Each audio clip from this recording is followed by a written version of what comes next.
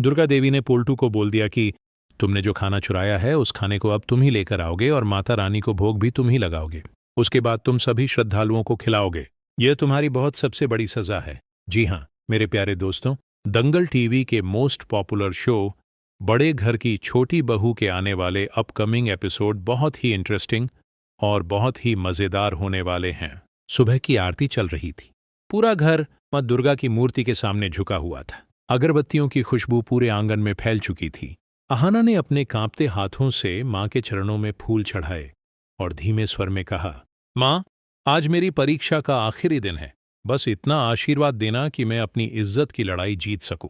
ये सुनकर दुर्गा देवी, जो इस घर की मुखिया थी, उनकी आंखें भी भर आईं। उन्होंने पहली बार महसूस किया कि अहाना सिर्फ इस घर की बहू नहीं, इसकी आत्मा है। लेकिन वही घर के एक कोने में पिसीमोनी अपनी चाल चल चुकी थी। उसने झूठ का जाल बुन लिया था। योजना साफ थी, अहाना की इज्जत मिट्टी में मिलानी है।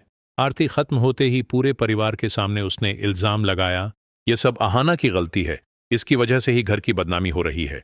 लोग शांत थे, कुछ ने सिर झुका लिया, कुछ खुसुर फुसुर करने लगे।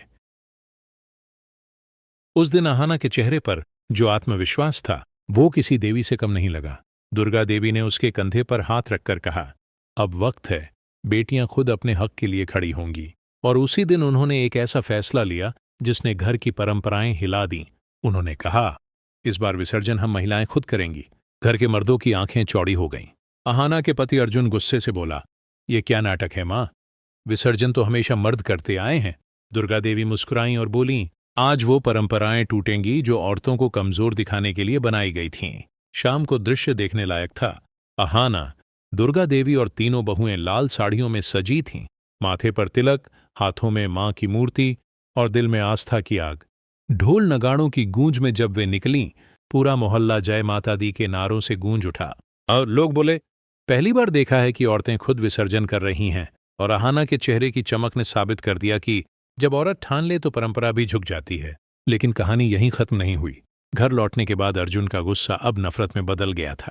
उसने मां से कहा, अब मैं अहाना के साथ नहीं रह सकता, मैं उसे तलाक देना चाहता हूं। पूरा घर थर्रा गया। अहाना ने बस एक नज़र उसकी आंखों में डालकर कहा, अगर तुम्हें लगता है कि मेरा हक तुम्हारी मर्जी से तय होगा तो तुम गलत हो। मैं इसी घर में रहूंगी और अपनी पहचान खुद बनाऊंगी। दुर्गा देवी ने बिना झिझके कहा,